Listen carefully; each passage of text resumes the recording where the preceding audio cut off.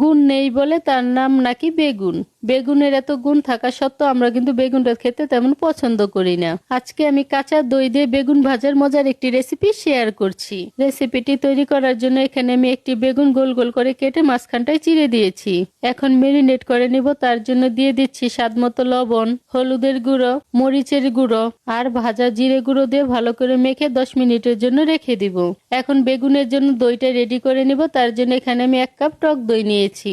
এখন এর মধ্যে দিয়ে দিচ্ছি আধা চা চামচ বিট লবণ আর সামান্য পরিমাণ চিনি দিয়ে দইটাকে খুব ভালো করে ফেটিয়ে নিচ্ছি।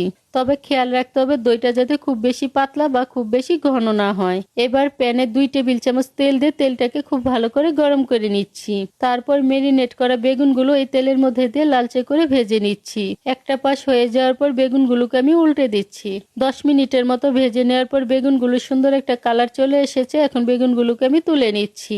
এবার আমি ফোড়নটা রেডি করব। তার জন্য প্যানে 1 টেবিল চামচ সরিষার তেল দিয়ে তেলটাকে গরম করে নিচ্ছি। তারপর আধা চা চামচ 5 ফোড়ন আর 2টা শুকনো মরিচ এই তেলের মধ্যে ভেজে নিচ্ছি। ফ্লেভারটা আর একটু স্ট্রং করার জন্য এখানে আবার কিছু কারি পাতাও ভেজে নিচ্ছি। এবার ভাজা বেগুনের উপর ফেটিয়ে রাখা টক দই আর ফোড়নটা এর উপর ছড়িয়ে দিচ্ছি। রান্নায় খুব একটা বেশি তেল ব্যবহার করি না। কিভাবে অল্প তেলে মজার মজার রেসিপি তৈরি করা যায় সেটাই আমি শেয়ার করি। আজকের এই কাঁচা দই দিয়ে বেগুন ভাজা রেসিপিটি কেমন হয়েছে জানাতে কিন্তু ভুলবেন না।